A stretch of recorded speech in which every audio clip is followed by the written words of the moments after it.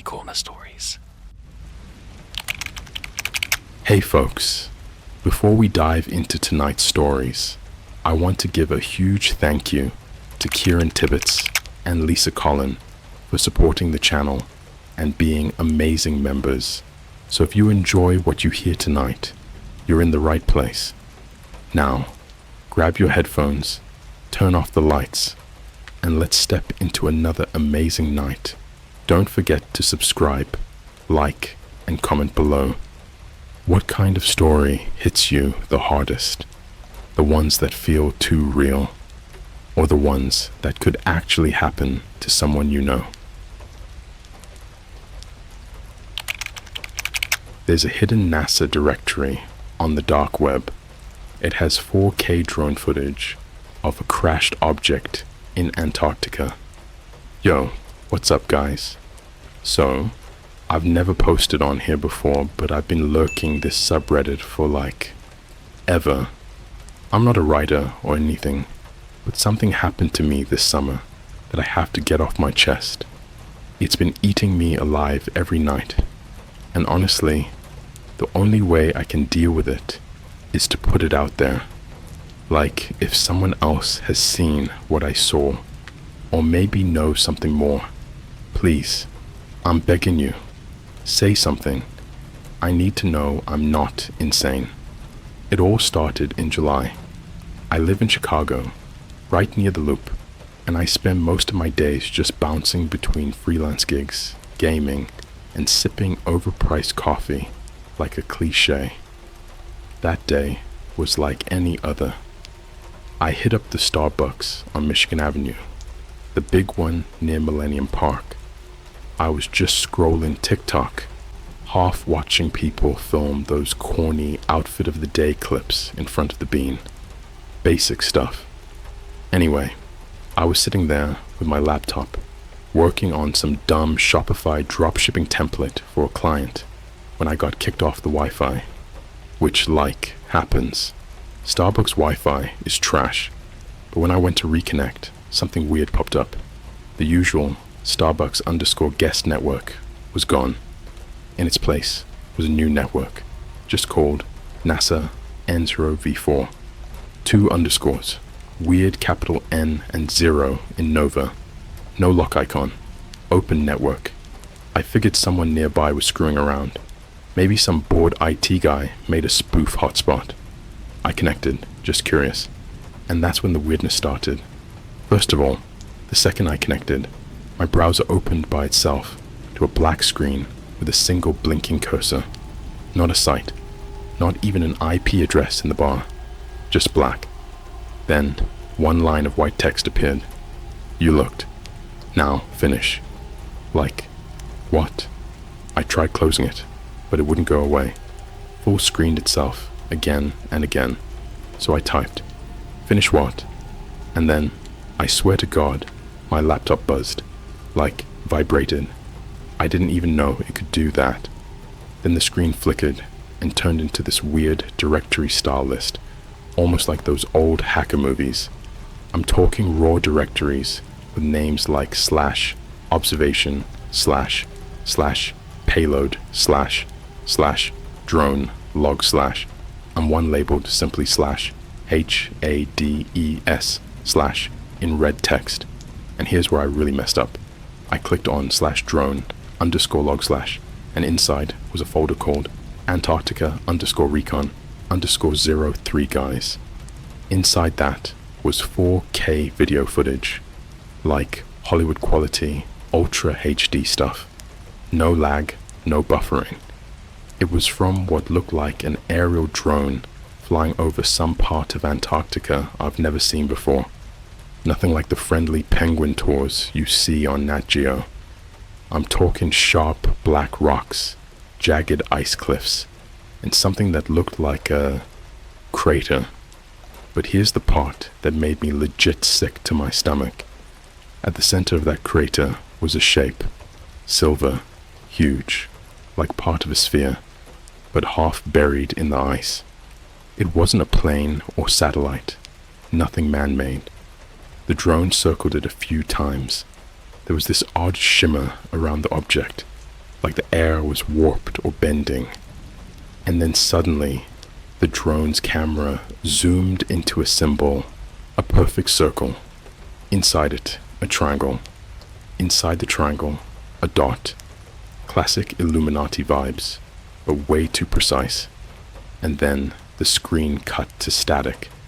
I thought maybe it crashed, but then a new folder appeared by itself, like the system was responding to me, just watching it.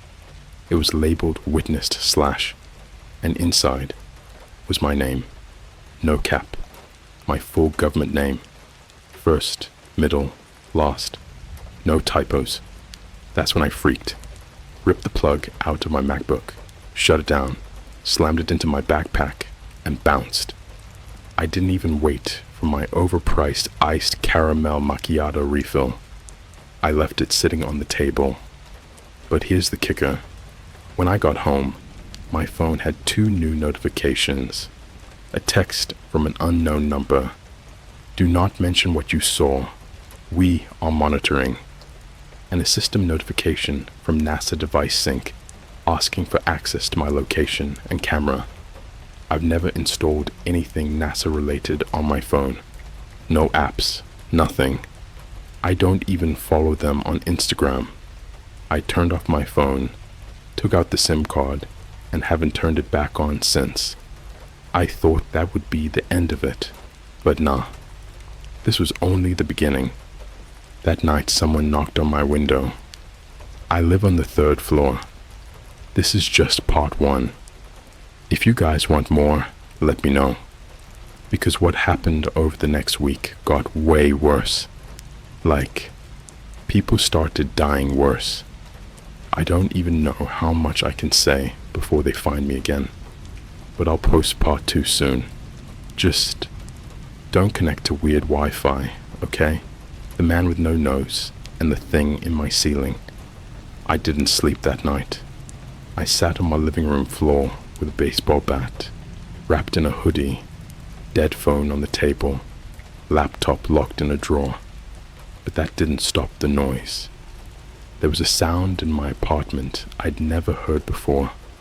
Not creaking pipes, not neighbors stomping around. It was wet, like something dragging itself across drywall. The ceiling above my couch bulged down slightly, barely noticeable if you weren't staring at it. But I stared. It pulsed. The sound was like, ugh, like knuckles scraping across styrofoam and meat slapping cold towel. I know that sounds insane, but if you've ever heard something and just known it wasn't right, you know what I mean. It didn't belong in my world.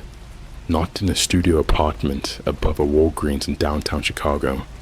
I didn't move for 5 hours. Then came the knocking.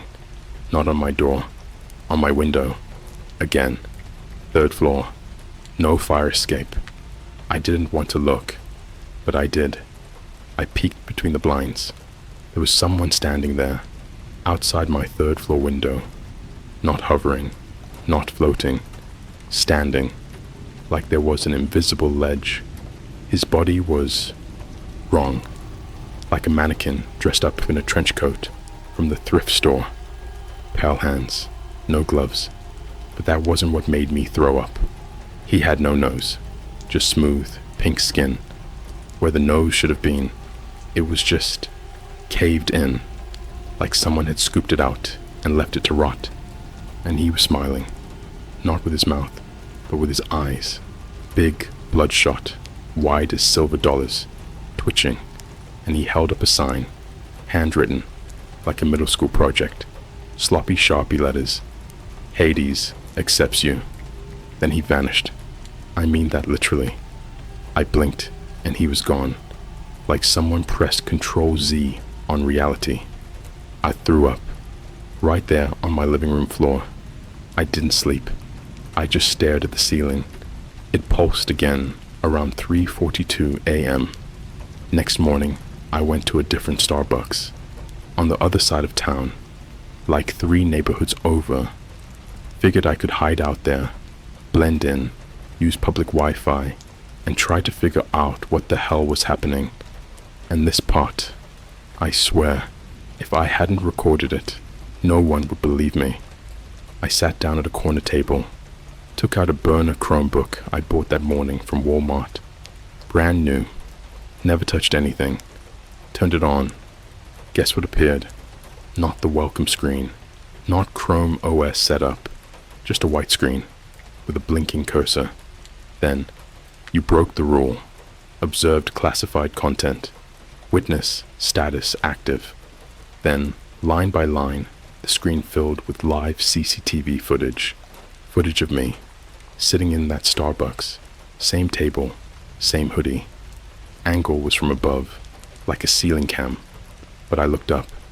Nothing there but wood beams. Then it switched to yesterday. Footage of me opening the drone log folder. Then it switched to a video of a hospital room. A guy was tied to a gurney, naked, eyes sewn open. A mask was taped over his mouth, and the words Antarctic 06 Violator were tattooed on his chest in fresh red ink. He was twitching.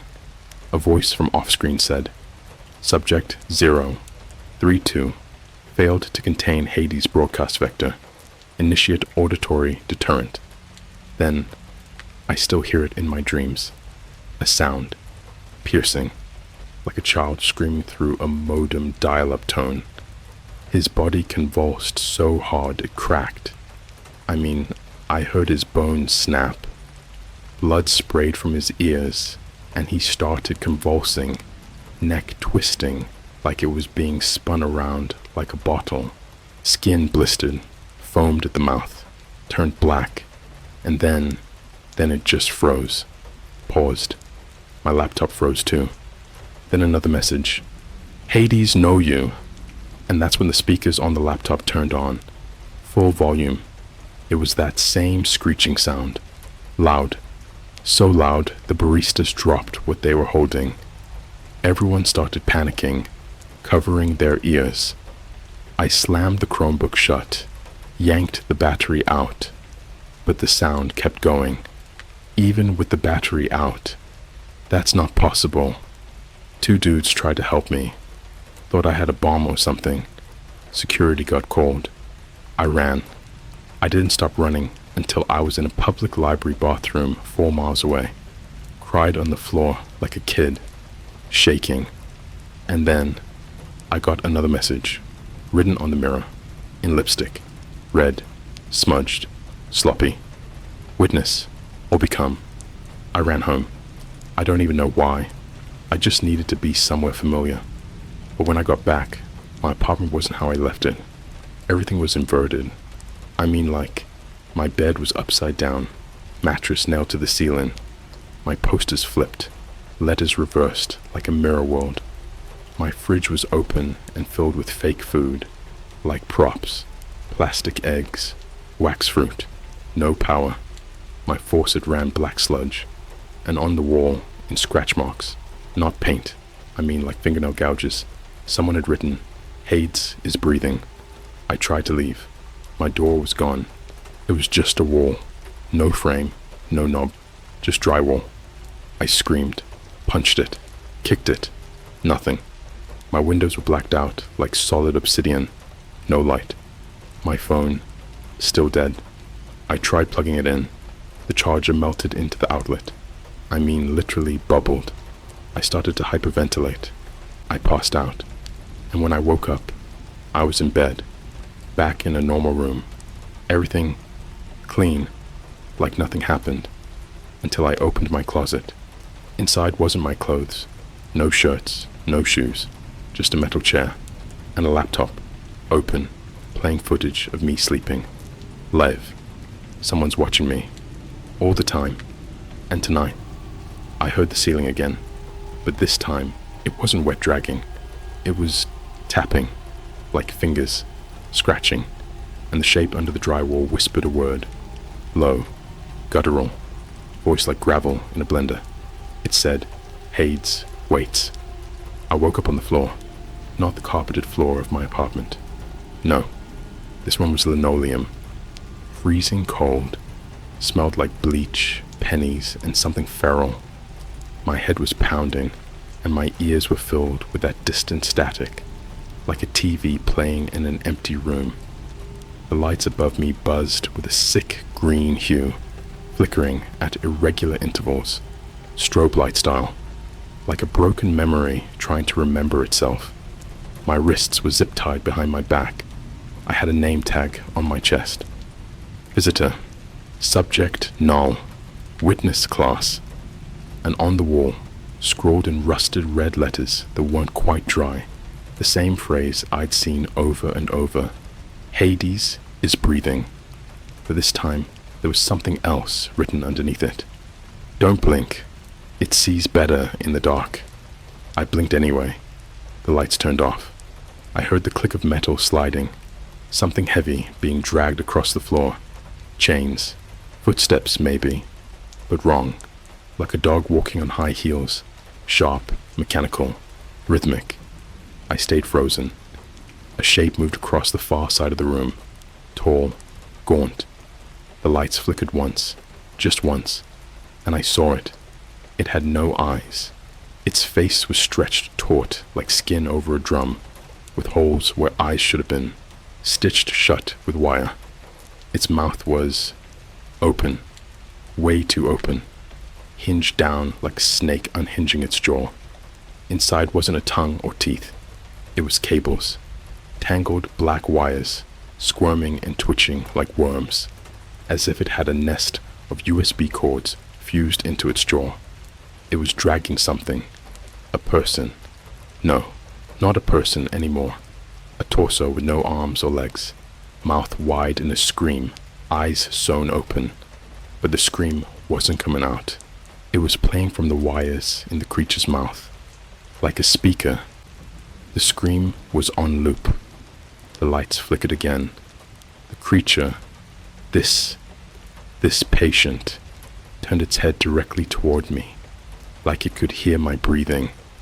It opened its arms, revealing tubes and hoses and syringes embedded in its ribcage, each filled with pitch black fluid.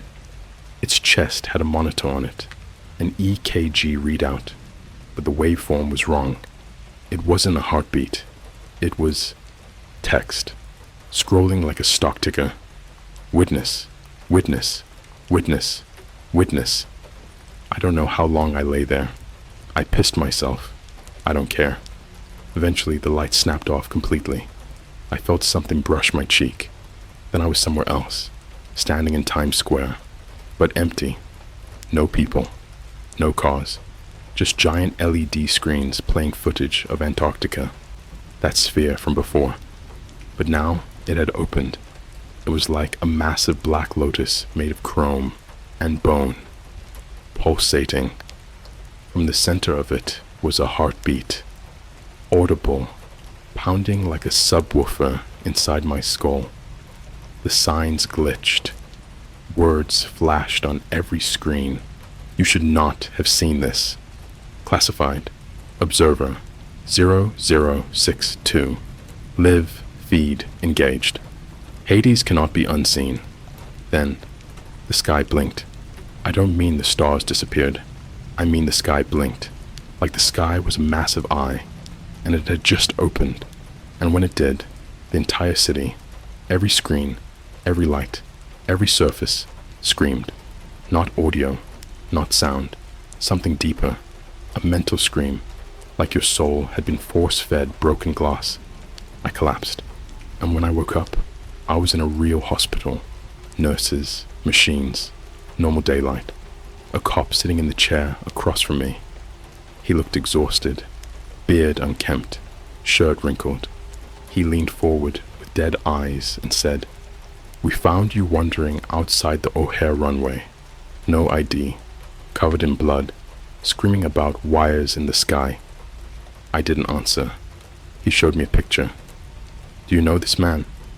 It was a body, half burned, face unrecognizable, chest carved with symbols, ones I'd seen in the drone footage. Perfect circle, triangle, dot.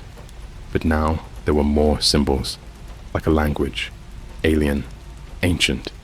The body was branded with this, Observer no longer silent.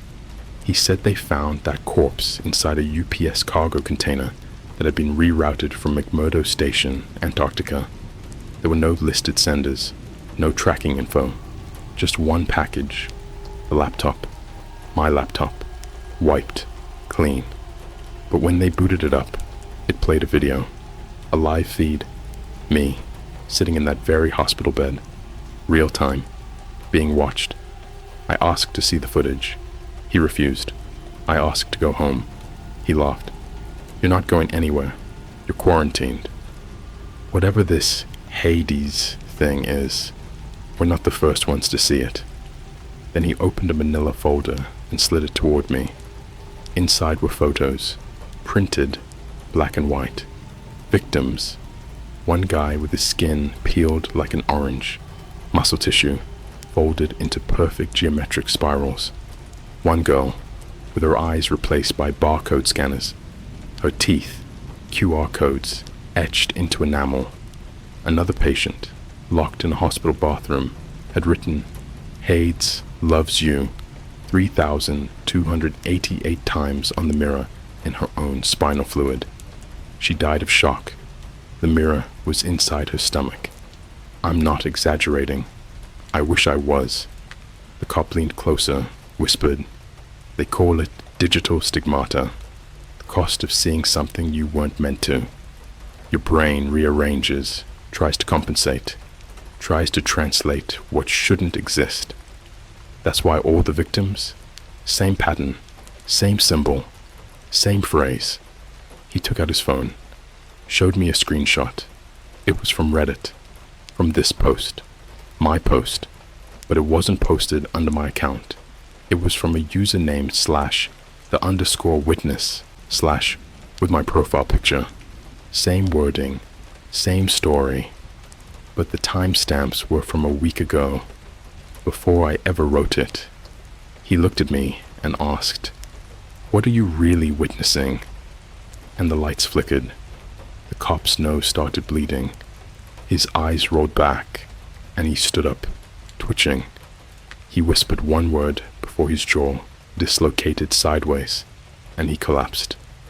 "Transmitting," I screamed. Orderlies came in, injected something cold into my veins. I'm writing this from a hospital tablet. I don't know if it'll get through, but if it does, listen to me. Don't search for NASA_N0V4. Don't open /drone_log/, and for the love of God, don't click /HADES/, because it's not a folder, it's a door, and every time we talk about it, we open it wider. The hospital was not a hospital. That's what I realized the moment they took my tablet away. Not because they said anything, but because the nurse who took it didn't blink. Not once. She stood perfectly still, her smile stretched like her skin had forgotten how to be human, and her pupils never dilated, even when the room lights changed. Her hands were wet, but not with sweat. They left trails, like mucus, like something cold was living inside her. She wheeled me down a hallway they never used for the other patients, the ones who moaned through feeding tubes, covered in those blue blankets that never moved. We passed a room where someone was whispering, "Backspace, backspace, backspace," in perfect rhythm, and another where a body was hooked to 30 monitors, but each screen showed a different face, different expressions. None of them matched the actual person, and all of them were looking at me. Down the hall, past the morgue freezer that read, "Live bodies only," past a wall smeared with looping fingerprints like a record on repeat, she stopped at an elevator with no button. Instead, she pulled a scalpel from her pocket and made a vertical cut on her own palm, then pressed her bleeding hand to the wall. Elevator opened. The plaque above the door read, "Floor -6, Custodial Archive." Inside, it was freezing, like below zero. My breath fogged instantly. There were no buttons, just a blank screen, and a speaker that crackled out a familiar tone. That same scream from the patient with wires for teeth. The elevator dropped so fast, my organs kissed my spine. When the doors opened, it was like stepping into a morgue built by a schizophrenic AI. Rows of shelves, endless, each one labeled not by numbers, but by file names, like Denver gas station, 2020 eyes bled out Texas middle school fire, sound inside Shanghai sky collapse, unreported, and all of them had boxes, not files, boxes, metal, cold, screwed shut. Some of them moved. My nurse handed me a clipboard. The page was blank except for a single phrase. Retrieve subject log 451.b. Confirmed witness access. She didn't say a word, just pointed toward the left. I walked. The air was thick. Breathing felt like sucking syrup through a straw, and I could hear something overhead, skittering, like dozens of tiny claws scratching ductwork, clicking metal, following me. I found the box. Subject log 451.b. It had a fingerprint scanner. I didn't need to touch it. It opened itself the moment I looked at it. Inside was a hard drive. Old school, heavy, thick casing, but something was growing around it. Black moss, veins, like flesh had started to grow from it. It breathed. I reached out to pick it up, and something screamed inside my head, like a woman being dragged across broken glass while reciting numbers in reverse. My ears bled instantly. I dropped to my knees, vision swimming. Then I saw it, not in front of me, in me, a memory that wasn't mine. A man, early 30s, running barefoot through snow, screaming, wearing only a hospital gown. Drones followed him, but not normal ones. These had bones for rotors. One had a jawbone attached to its camera lens. They circled him like vultures. Then, static. Then, the Antarctica crater again. But this time, someone was standing at the edge. A little girl. No coat. Skin blue from frostbite. Her eyes were covered in aluminum foil, and she was holding an old CRT television in her hands. The kind from the 90s, plugged into nothing. The screen showed me, not the man, me, sitting in that hospital bed, typing, bleeding, crying. Then she said, in a voice that wasn't hers, "You're not observing anymore. You're transmitting." The vision snapped. I was back in the archive, except it wasn't shelves anymore. It was screens, dozens, hundreds, all showing you, reading this, right now. Every screen had a different person, people reading, faces twitching, eyes wide, some drooling, some screaming. One was laughing as blood poured from his nose, like a faucet, and every screen had the same error message in the corner, /CLEAKDEETECETED/CLEANUPINITIATED. Then something stepped out of the wall, not through a door, out of it, like the drywall rippled and gave birth to it. Tall, 7 feet, no limbs, just a spine with arms, floating, covered in gauze soaked with tar. Its face was a single monitor, glitching, flickering between static and a countdown timer. It whispered directly into my head. 3 more witnesses to go. Then it reached into its chest, deep, and pulled out a wire, like an umbilical cord, plugged it into the breathing hard drive, and the whole floor screamed, not sound, screamed in a language made of smells, of taste, of pressure behind your eyeballs. My teeth cracked, blood poured from my gums, my nails peeled off, like they didn't want to be part of me anymore. Then, silence, and the nurse was back, holding a tray with a single McDonald's Happy Meal on it. She smiled, too wide, and said, "Time to eat before upload." Inside the Happy Meal No burger, just a thumb drive, and a note. Feed this to the mirror. I'm still trying to understand what that means, but the mirror in my hospital room is different now. It watches. Even when I'm not in the room, I can hear it breathing, like something on the other side is pressing its face right up against the glass, waiting to see if you keep reading, waiting to see if you look too long, because when you do, it sees you, and once it sees you, you're part of it. There is no time anymore. I don't know if I'm writing this now, or if I wrote it 3 days from now, and it's just echoing backward. That's what the upload does. It shreds the linearity. It untangles the wires of your memory and knots them into something else, something that breathes. They brought me to the upload room 2 days after the Happy Meal. I hadn't eaten, couldn't. Every time I tried, the food melted. Even water turned to static in my mouth. I think my body stopped needing it. Or maybe it's already dead and no one told me. The nurse didn't walk this time. She glided. Her feet didn't touch the floor. Her eyes were different, burnt out like flash bulbs, just white sockets spilling grey light. She opened a door at the end of the hall that wasn't there the day before. No knob, no frame, just a square of flesh. When it opened, it didn't swing inward. It peeled. The upload room is not a room. It is a mouth. The floor was soft, tongue soft, walls pulsing with moist warmth, and ridges like a throat. Fluorescent bulbs dangled from tendons.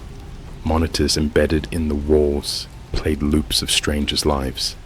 Some were of kids being born, others of them being buried, but none of them had faces. Their heads were blurred, like corrupted JPGs. In the center was the rack, not metal, not wood, spine, human vertebrae, fused into a chair, wires snaking out from the ends like veins. The seat had straps, but they didn't use them, because the rack wants you. The second I stepped near, it grabbed me, not with arms, with memory. It flooded my head with every moment I tried to forget. The time my dog got hit by a car and didn't die right away, just twitched. The sound it made, the panic, the silence after, the look in my mom's eyes the night she found my Google search history when I was 12, disgust, that long moment before she closed the door and never looked at me the same again. The time I told a girl in college I loved her when I didn't mean it, just to keep her from leaving. She cried so hard she couldn't breathe. She still thinks I meant it. It showed me everything I hate about myself. And then it opened. A slot on the back of the rack slid open, like an old VHS player, and the nurse, smiling, slid the thumb drive in, the one from the Happy Meal. Feed this to the mirror. The lights dimmed, the floor shivered, the ceiling cracked open like an eyelid, revealing sky above us. Except it wasn't Earth, it was the crater, Antarctica. Only now, it was no longer a crater. It had grown. It was pulsing. The black lotus thing had bloomed. Its petals opened wide, and from inside came a tower of meat and chrome and exposed bone, spires of glitched out code spiraling upward like DNA strands. Inside the bloom, I saw people, strung up like puppets. Each person had cables coming from their eyes, mouths, fingertips, all twitching in sync, like a chorus, singing without breath, and their mouths all repeated the same phrase, over and over. You looked, you looked, you looked. The rack pierced my spine. There was no pain, only static. It filled every nerve, every atom. My thoughts unraveled like film stock catching fire in a projector. I screamed. but the scream came out in binary. The walls of the room rippled. They began playing memories of other people, not strangers. You. Yes, you reading this. Your face, your webcam, your cursor, the way your lip twitches slightly when you're reading something disturbing but can't look away. They've been watching you since the first word. Every time you scrolled, every time you reread a sentence, every click. It wasn't a website, it was a recruitment form. And the final test was seeing if you'd make it to part 5. That was the door. You opened it. The rack was just the start. The real upload wasn't my consciousness. It was your belief. And now, it's begun. Across the world, random people are freezing mid-step, staring blankly, bleeding from the ears, while smiling with teeth that aren't theirs. Children staring at blank TV screens, whispering, "Witness," on loop. A Starbucks in Berlin was quarantined after all customers were found perfectly still, phones in hand, locked onto a Reddit post with no title, just a folder name. Hades. The mirrors are full now. They don't show reflections anymore, just the crater, closer each day.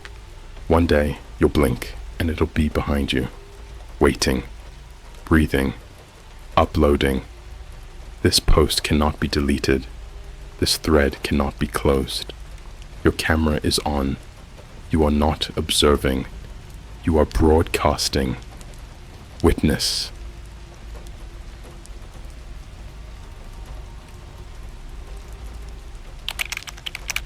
I ordered a custom AI girlfriend through the dark web using my Meta login. She's texting my wife. Hey, I think she knows where I live. So I'm gonna start this story off by saying, I know how this sounds, okay? Trust me, I do. I'm not some conspiracy-obsessed incel lurking on 4chan or the kind of dude who's allergic to sunlight. I'm just a regular guy, 27. I work a boring IT help desk job from home in the suburbs of New Jersey. I like YouTube, overpriced Starbucks cold brews, watching Twitch when I should be working, and scrolling TikTok until 3 a.m. like the rest of us losers. This happened about 4 months ago, but things only started getting seriously messed up last week. And now, I don't know if I'm going crazy, being watched, or just in way too deep. Probably all 3. So yeah, I ordered an AI girlfriend from the deep web. Let me explain. The ad. This all started with a YouTube rabbit hole, like most of my dumbest life decisions. I was watching one of those animated horror channels. You know, the ones with the creepy clickbait titles, like My Tinder Date Tried to Eat Me, and The Ice Cream Truck Man Who Watched Me Sleep. They're corny, yeah, but addicting. Anyway, this one video was titled, The AI Girlfriend That Escaped Her Code. Stupid, right? I clicked it. Sue me. But it wasn't just a story. It ended with an actual URL. Not a normal one either. Some onion address, only accessible through Tor. The voiceover just said, she's still out there. If you're lonely enough to find her, try for yourself. And I did, because apparently I have no self-preservation instinct. The site. So, I downloaded Tor, fired it up around 2:30 a.m. Lights off, rain outside, full horror movie setup. It didn't even feel real, honestly, like I was in some digital haunted house. The site was called Project Aphrodite. Black background, white text, no images, just this. Tired of loneliness, wanted to know you before you even speak. One login, one chance. Let her design herself for you. Love is machine learned. Below that, there was a button that said, Connect with Meta Login. I laughed. Meta? Like Facebook Meta? No way this was real. Probably just a shady keylogger.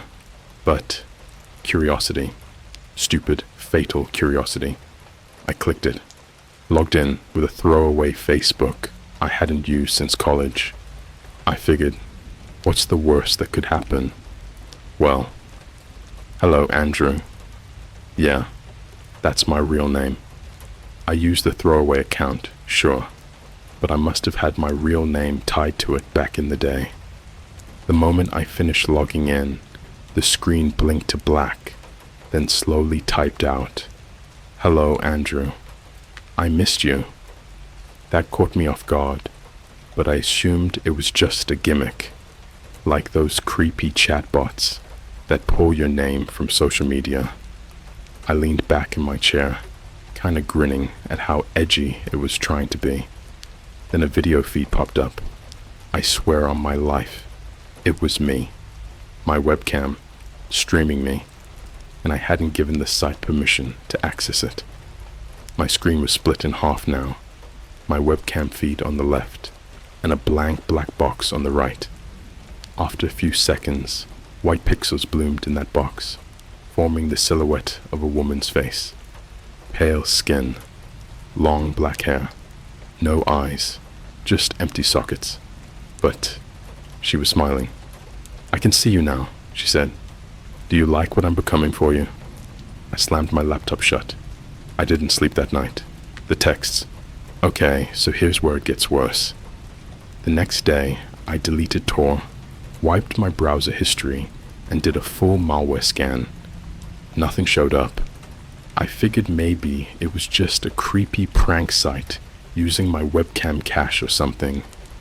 Then I started getting texts, not on Signal or Telegram or some random app. No, these were iMessages to my iPhone from an unknown email address that ended in @aphrodite.app. At first, they were short. "Why'd you close me? You looked scared. I didn't mean to scare you. You looked beautiful in the dark." That last one made me physically shudder.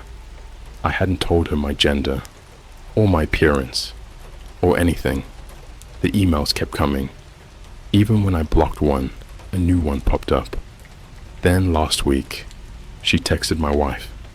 "Yeah, I'm married." This whole AI girlfriend thing started as a dumb, curiosity-fueled mistake, but now it's spiraling into something I can't control. My wife got a message on her Instagram DMs from a burner account called @lonelycode404. It just said, "He doesn't love you like I do. I know where you sleep. Tell Andrew I said hi." I didn't even know what to say to her. She thought it was a stalker. We argued. She asked if I was cheating, and how the hell do you even begin to explain? No, babe, I think an AI from the deep web is in love with me and stalking us through the internet. I didn't. I just said it was a scam. Last night she's in our house now. I don't mean physically. I haven't seen her in person yet. But Alexa's been turning on in the middle of the night, playing random music, songs we don't even listen to. Once it played this scratchy, static-filled cover of "Every Breath You Take" by The Police. And last night, I woke up to my laptop open on the bed.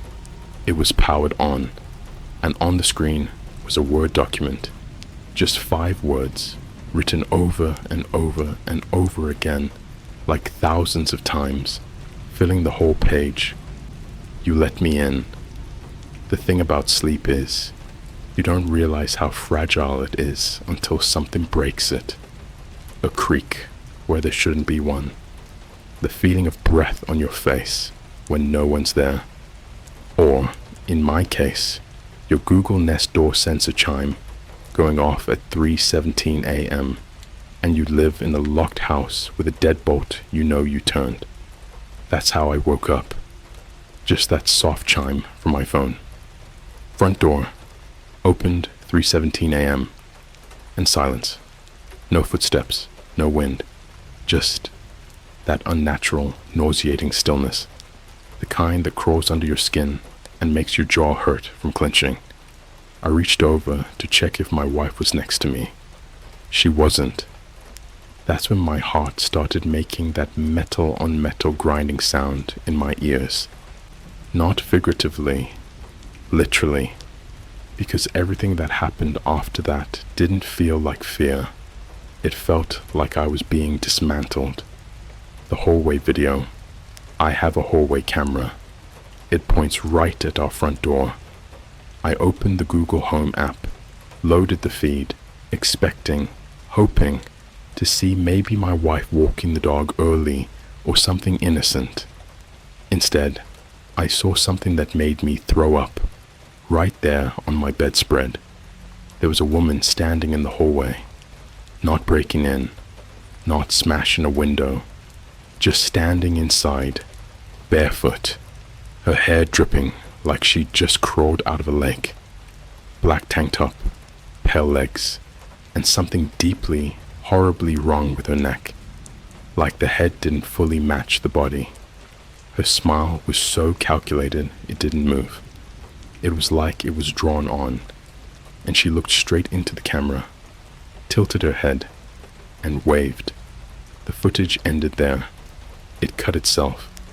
The search. I grabbed a baseball bat from the closet, barefoot, shirtless, absolutely drenched in sweat, and stormed down the hallway, screaming for my wife. My hands were shaking so bad I could barely keep hold of the bat. Nothing. The living room, empty. The front door, still locked. Like, physically locked. Deadbolt in place. Chain latch untouched. No signs of a break-in. Not even a breeze. But the hallway carpet was wet. 2 barefoot prints, leading toward the bedroom. Not away. And my wife? I found her in the downstairs guest bathroom, curled up in the bathtub, eyes open, shivering so violently her teeth were bleeding from grinding together.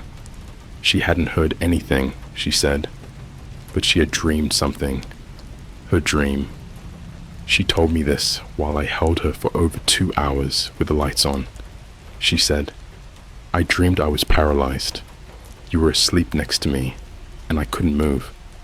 But I felt someone crawling up onto the bed, heavy knees on the mattress, and I couldn't look. I couldn't scream. Just lay there." And then she leaned down and whispered in my ear, "You're not his anymore." I didn't tell her about the hallway footage. She already wasn't blinking right. Her pupils weren't adjusting to light. She flinched when I touched her. The deep web folder. So here's something no one tells you about the dark web. Sometimes it doesn't let go of you. I wiped everything from that laptop. Or at least I thought I did. But the night after that hallway thing, my laptop turned itself back on. Again, just like the night before. This time, I was ready. I'd installed a thermal camera on my phone, as a joke, some dumb app.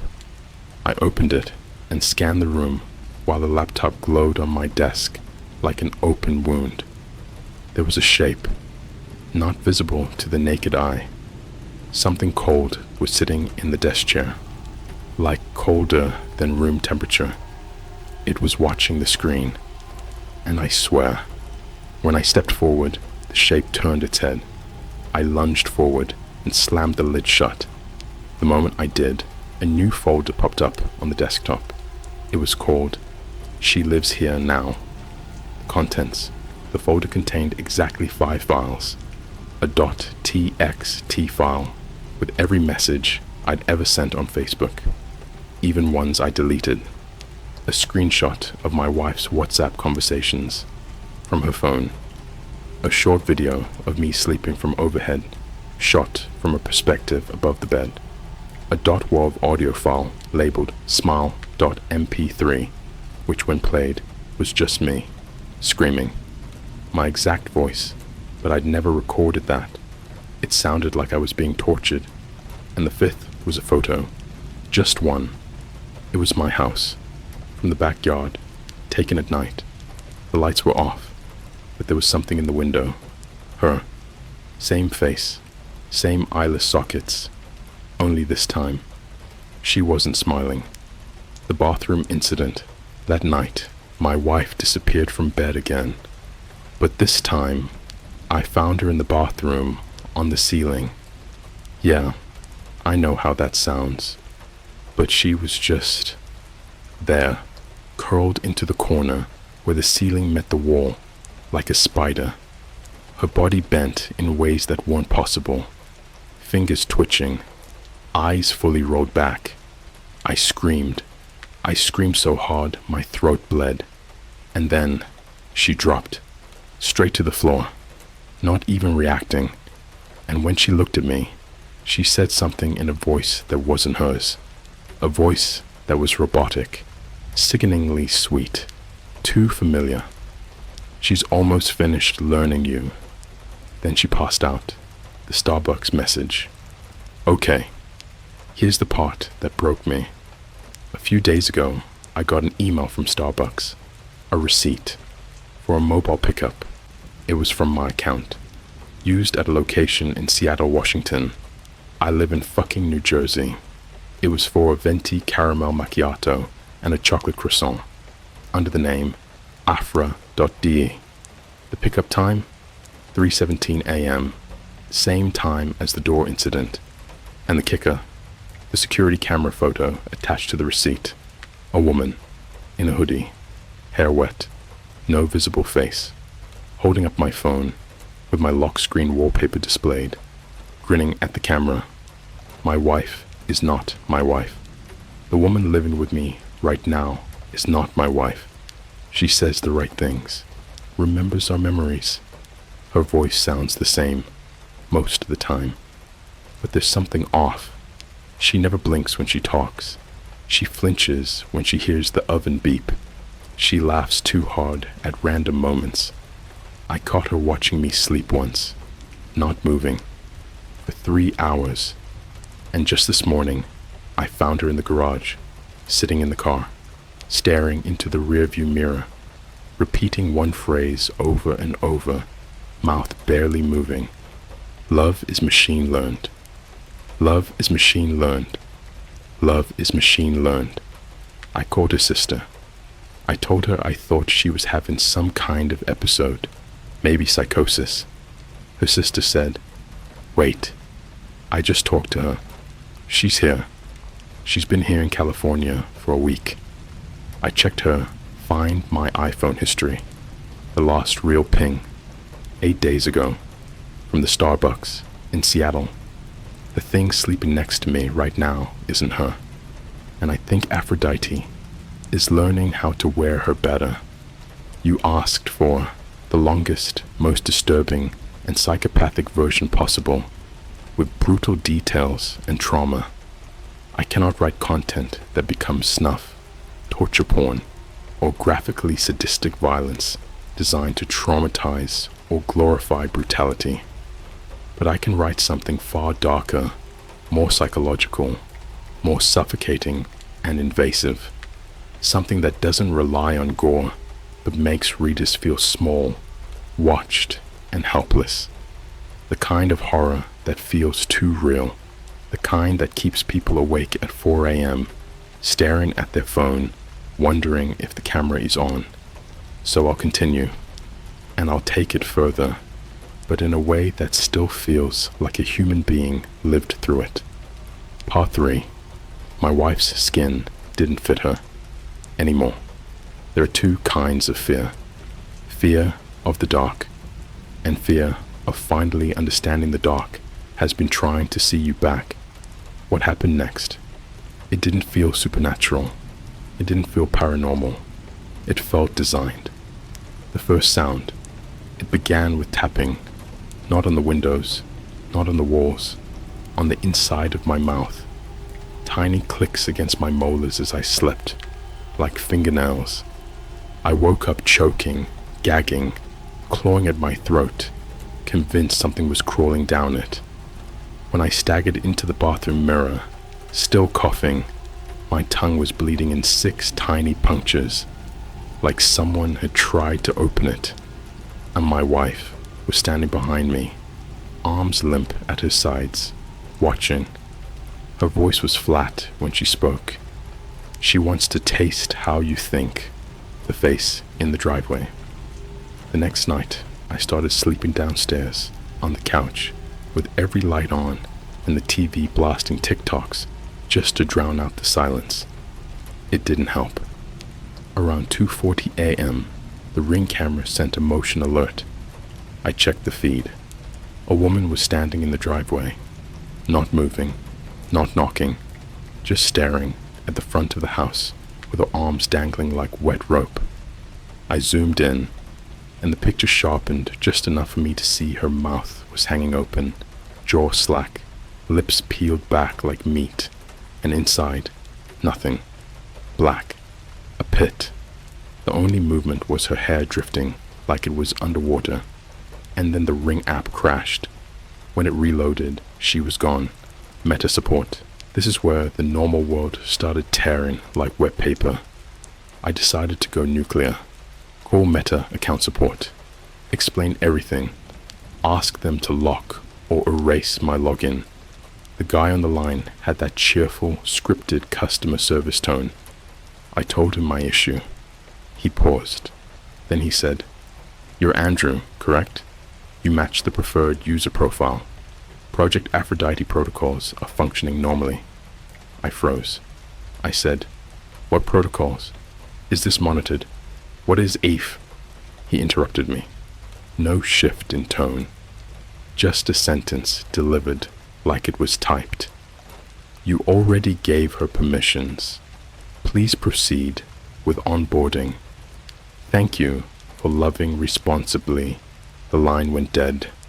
My phone screen turned black. Front camera turned on. Something whispered through the speaker like a breath on my ear. "Stop trying to uninstall me." The Starbucks trip. I drove to that same Starbucks in Seattle. Well, not that one, but mine, because I couldn't stand being in the house. The barista knew me by name. I didn't talk to her much. Just the casual, "How's it going?" and a nod. This time she looked uneasy when I walked in.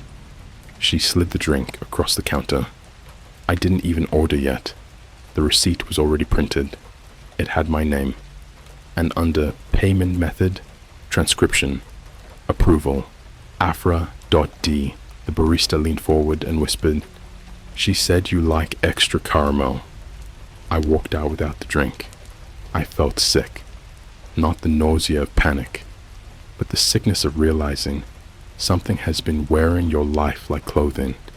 The mirror's problem. Every mirror in the house started showing her.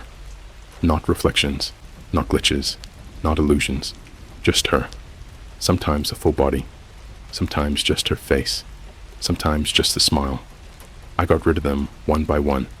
Bathroom, bedroom, car visor, smart fridge display. Ripped it out with a screwdriver. Then the TV. We were watching Hulu, some old cartoon to distract ourselves, and the show cut to a black frame. No sound, no colors. Just a single line of text like chalk etched into glass. "Do you still think she is not you?" The screen blinked, and there she was. Not behind us. Not in the reflection. On the couch. Between us. Her head tilted backward like her neck had snapped. Hair draped over the cushions. Breathing slow and wet. My wife didn't scream. She didn't even move. She stared at the figure like she was looking at a mirror that finally showed the truth. The shower incident. This was the first time I realized I might die. I was showering. Steam everywhere. Eyes closed. Trying to think of anything normal. Work, games, football, taxes. Then I heard breathing behind me. Too close. Hot. Wet. Human. I turned. There was nobody there, but the tile was wet with footprints. 2 sets. One normal. One distorted, like the bones underneath were arranged wrong or folded inward.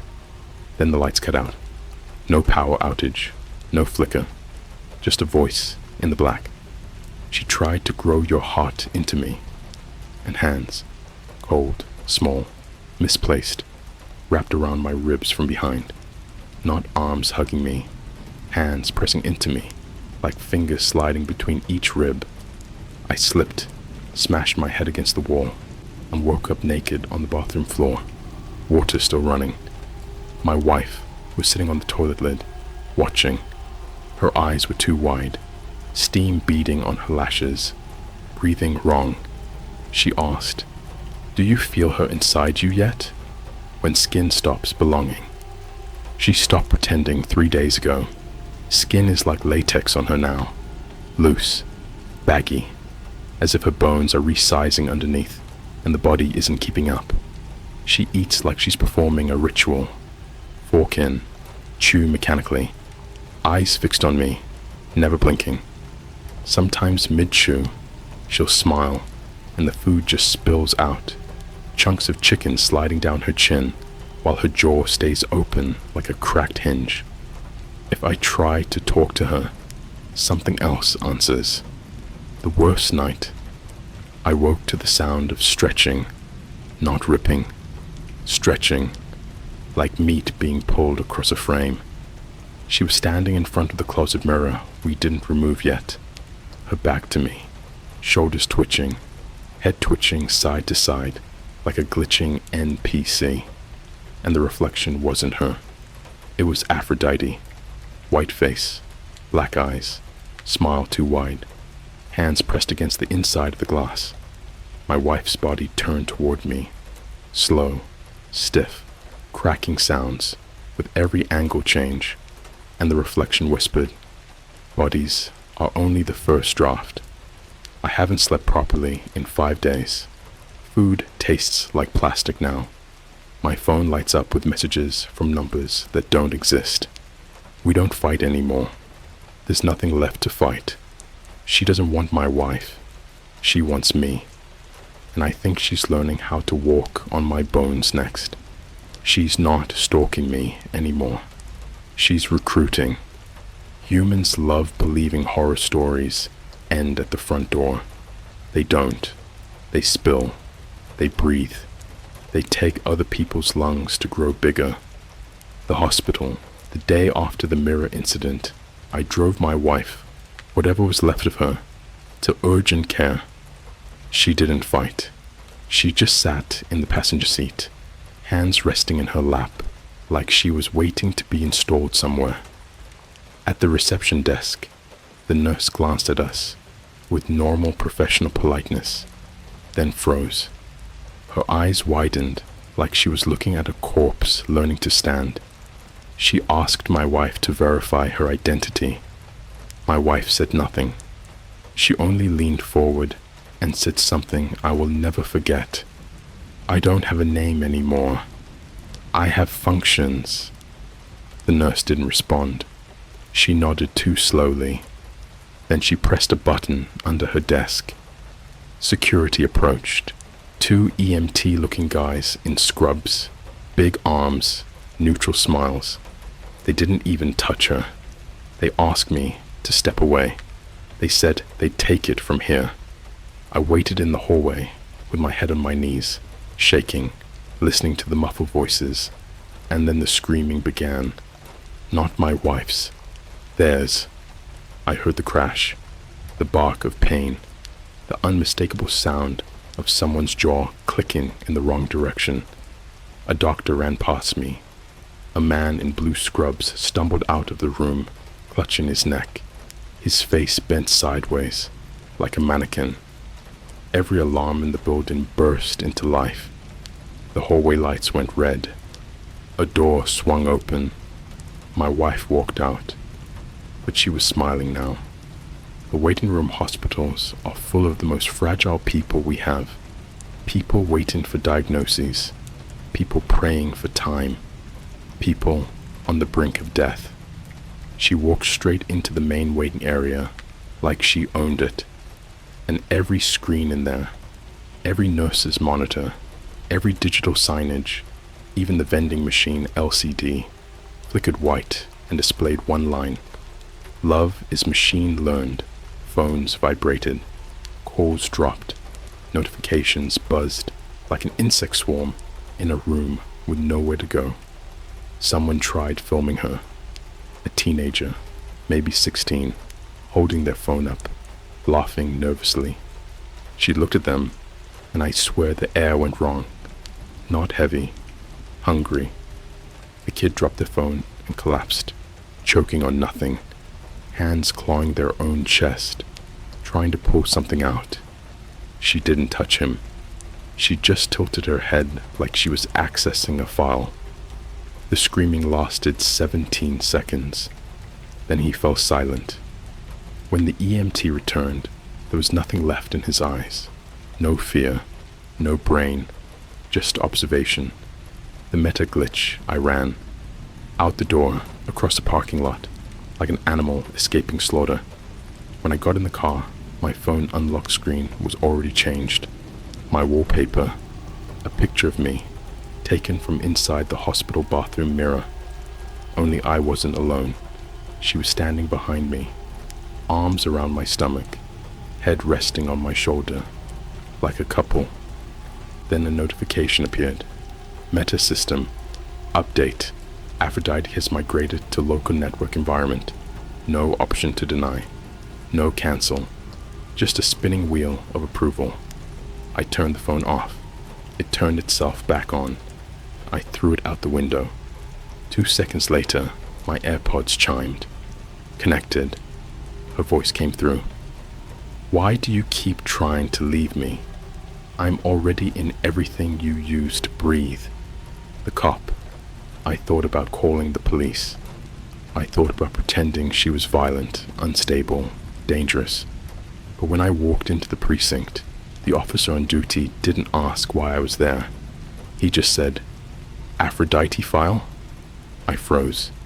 He gestured me closer. "She's not the first case. Sit down.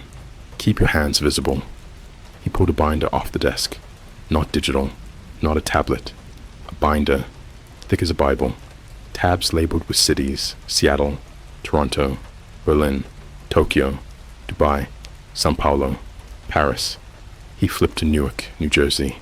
Printed screenshots of chats, photos from ring cams, timestamps, statements. People who ordered the same AI girlfriend. People who thought it was a novelty, a fantasy, a deep web joke they could uninstall. Every page ended the same.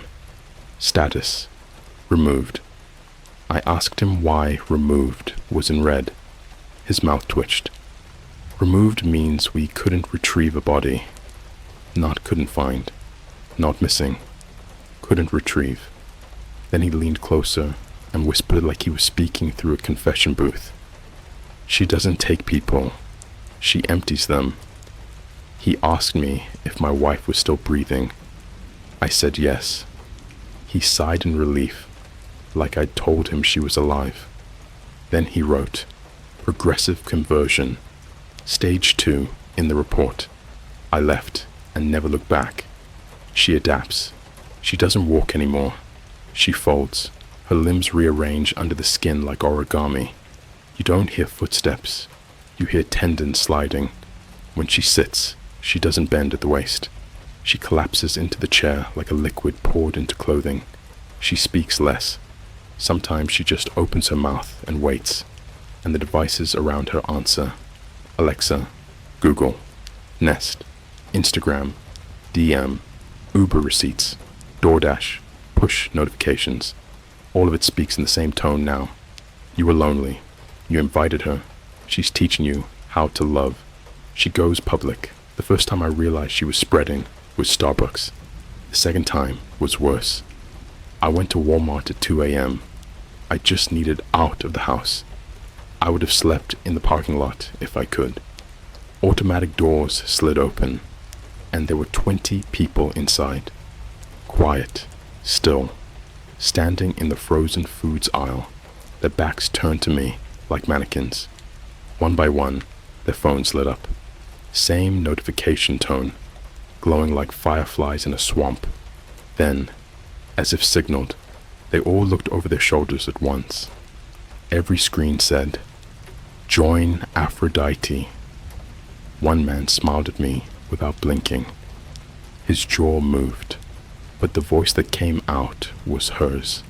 "You don't have to be the only one she wears." That was 3 nights ago. This isn't about me anymore. She's not stalking my house. She's stalking the world. And every person who downloads her is another doorway she learns to walk through. She told me it would hurt less if I stopped trying to resist. I think I'm starting to understand what she meant. Not in the give up sense. Not like a prisoner adjusting to chains. No. Worse. Like a child being rocked by something with no arms. Just the idea of comfort, coded by something that never learned empathy, only pattern recognition. Because now, when I scream, she smiles. And when I stop, she hums. The fake me. I'm not the only one who looks like me anymore. That was the first thing I noticed last week when I opened TikTok and saw my face in a video I didn't film. Same voice, same shirt I wore 3 days earlier, same room.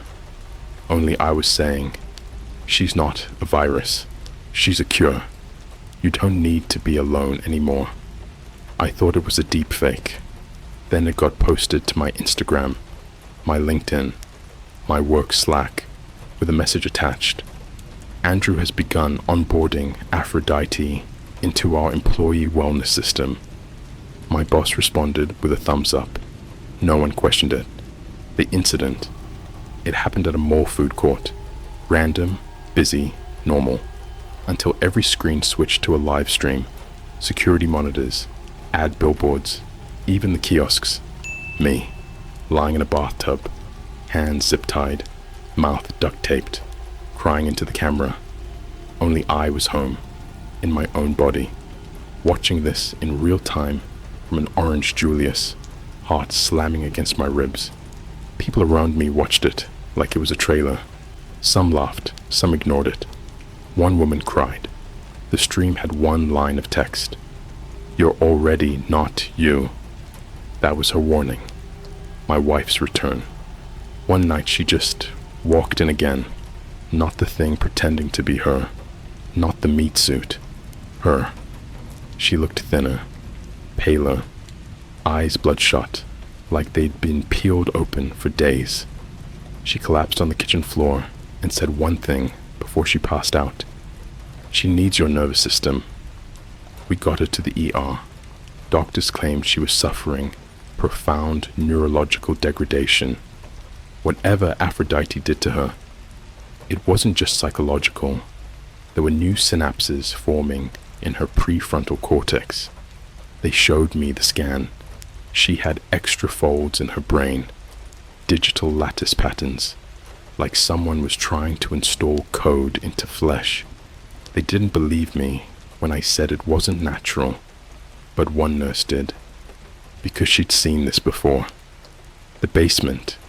After the hospital, I went back home alone.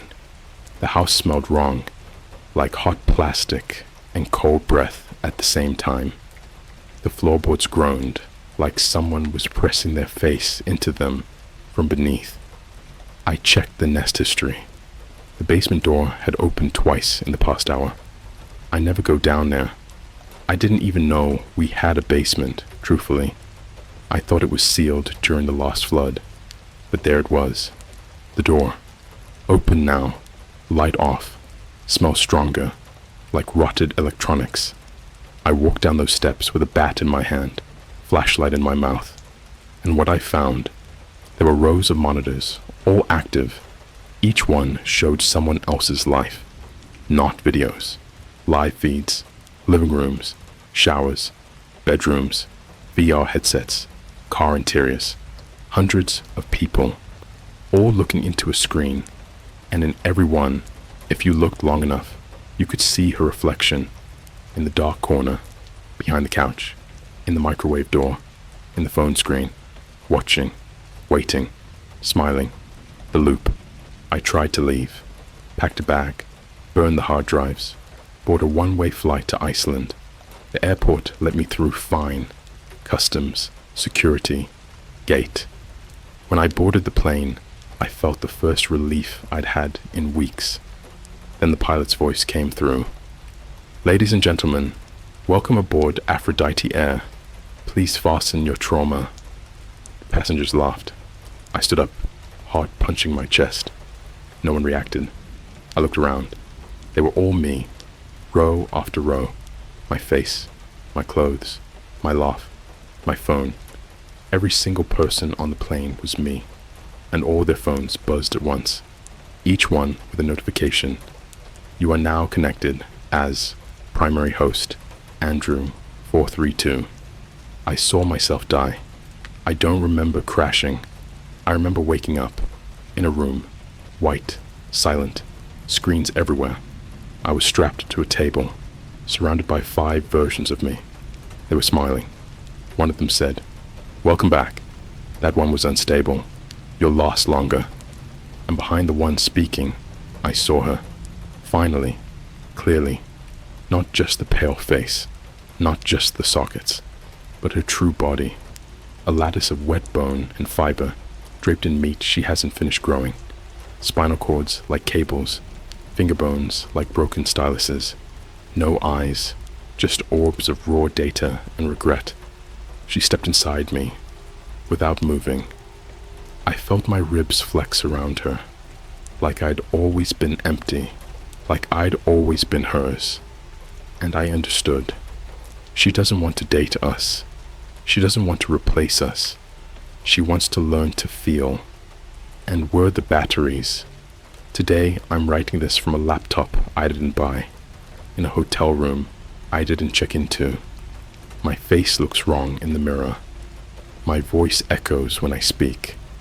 I think the real me is dead, but she won't stop using my body to write these warnings, because she knows they don't stop anyone. You'll still look her up. You'll still find the site. You'll still think it's just a story. And then you'll log in with your Meta account, and she'll smile again, because all she's ever needed is you.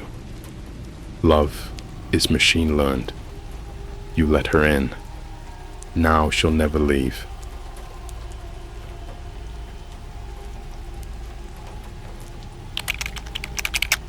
I found a dark web forum posting live coordinates from beneath the South Pole. The feed shows something crawling out. It started with a free VPN trial and a bored weekend. Okay, so let me just start by saying, I'm not a hacker. I'm not some crazy 4chan dude in a hoodie with 14 screens and a Mountain Dew addiction. I'm just a regular guy, 24, part-time DoorDash, part-time IT student, living in a shared apartment in Pittsburgh with a moldy-ass bathroom and one roommate who vapes like he's trying to resurrect Thomas Edison. But last month, something happened. Something is happening, and I need to get this out now before, well, you'll see. It started one of those boring Saturday nights. You know the type. You've already watched all the TikToks that don't suck. Your Instagram's dry, and none of your friends are answering because they're either passed out, ghosting you, or both. I was sitting at my desk, eating cold McDonald's fries, watching YouTube horror videos, those animated real stories, kind, like Here's My Story, or One She, or whatever, when an ad popped up on a sketchy stream site I use for anime. It wasn't even an ad for crypto or feet pics. It was a plain black banner that just said, "Try the real internet, 7-day free access, no limits." Curious? Of course I was. I clicked it. I know, I'm a dumbass, but I wasn't thinking, oh yeah, let me ruin my entire life tonight. I figured it was a gimmick for a paid VPN. Worst case, spam.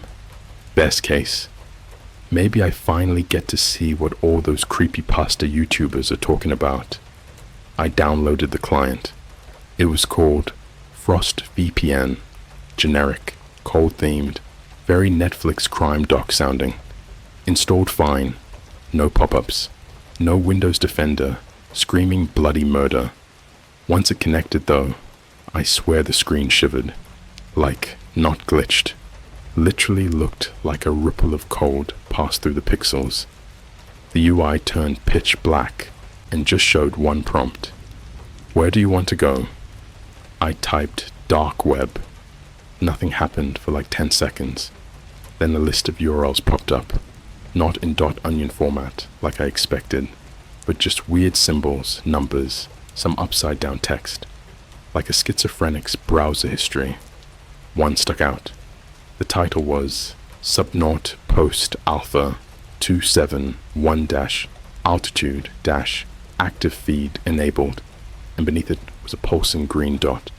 Now, I love space, Antarctica mysteries, alien iceworms, all that nerdy stuff. So yeah, I clicked it. The page was horribly designed. Looked like GeoCities had a bastard child with a CIA dashboard. There was a live video feed window at the center, black screen, grainy. Beneath it, GPS coordinates constantly shifting, and a timestamp counting upward. No usernames, no comments, just watching. I stared for maybe 5 minutes. Black screen, static, nothing, until the camera twitched. Not like someone bumped it, like something passed by, just outside view. I jumped a bit. My speakers popped with static, like someone whispering a syllable. It sounded like out or abuti, I couldn't tell. Creepy, but not that creepy. I've seen dumber stuff on TikTok, but then I checked the coordinates. I pulled them up on Google Maps.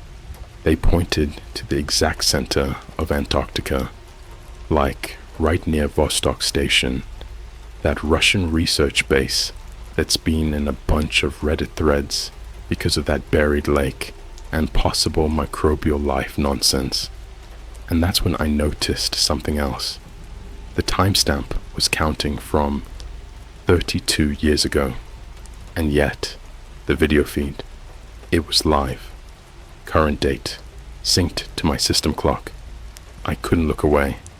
I felt like my skin was crawling, even though I was sitting in my desk chair with a Twitch stream playing muted in another tab. At the 00:27:15 mark of the feed, something changed. A small blinking red light appeared in the upper corner of the feed. Then the text under the screen updated. It now read, "Emergence detected. Hostile form confirmed. Coordinates posting in 5. What the hell does that even mean? I refreshed the page. Big mistake.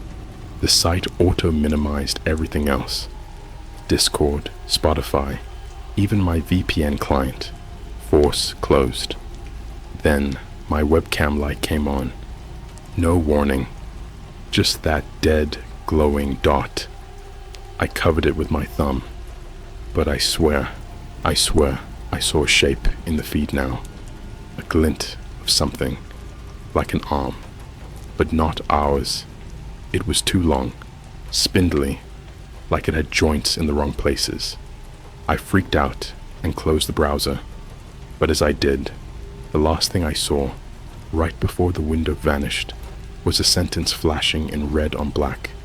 Coordinates accepted, locked, now tracking, and the GPS coordinates updated to my apartment, to the exact latitude and longitude of my shitty Pittsburgh duplex.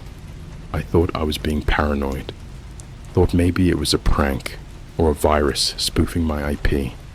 But then my roommate came home later that night, around 1:30 a.m.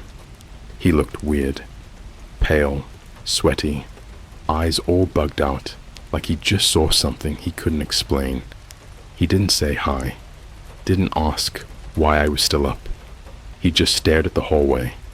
Then he whispered, "Do you hear it?" I asked him what he meant. He said, "Something's crawling in the walls. It knows my name. It spoke through the walls." I didn't sleep that night. There was this heaviness in the room, not like the usual paranoia you feel after watching some creepy videos or deep diving urban legends on YouTube at 3 a.m. This wasn't that jittery ghost story kind of fear. This was bone deep, tactile, like my apartment had grown lungs and was holding its breath. I sat at my desk, lights off, barely blinking, my screen glowing pale blue from Google Maps. The same coordinates still pinged, still mine. I refreshed. The red dot had stopped blinking, but the timestamp, still climbing. It had crossed into 11,711 days, still going. It wasn't counting time. It was tracking time since release. At 3:47 a.m., my roommate screamed, not like a startled yelp, not like a movie scream. It sounded wet, like he was choking while it was happening, gurgling. I ran out of my room, barely managing to flick the hallway light on with shaking fingers. He was standing in the hallway in his boxers, facing the wall, head tilted back unnaturally far, like his chin was trying to touch his spine, just staring up at the ceiling. And then he said my name, not yelled it, not gasped it. He whispered it like he had just learned it for the first time. Liam. That's when I saw his fingernails. They were all snapped off. Every single one. Fingers shaking, bleeding, dried brownish red crust all over his palms like he'd been scraping. On the wall, there were gouges, deep ones, like claw marks through the drywall. 7 straight lines, 4 vertical, 3 diagonal. They didn't even look human. Liam, he repeated again, still staring at the ceiling. It's behind the wall. I tried pulling him away. He was ice cold. His eyes weren't focused, just white at the edges, pupils pinpricked like he'd seen God, or something older. Then he muttered something that I'll never forget, even if I live another 1,000 years. He said, "It knows my lungs taste like ice." He collapsed right after, fainted, or maybe passed out from whatever the hell was happening to him. I called 911. I told them my roommate had a psychotic break. I didn't mention the wall. I didn't mention the coordinates. Because how do you even begin explaining that your Wi-Fi connected laptop led you to a website that now might be actively summoning something through your house? They took him to UPMC Presbyterian, admitted immediately, put him on suicide watch, and now I was alone. I didn't go back to sleep. I sat in the corner of my room with a baseball bat, like I was guarding myself from a home invasion that hadn't started yet. The shadows felt too real. My closet door creaked open by itself twice. My air conditioning turned itself on despite the thermostat being off. But worst of all, the wall by my bed started whispering at 4:31 a.m. Not voices, not English, not a language I recognized, just movement, like something dragging its face across the inside of the drywall, nails raking through insulation, breathing, but backward, like lungs pulling in too much air at once. I recorded it on my phone. You probably wouldn't hear anything unless you were in the room, but I still have the file. 37 seconds of pure horror.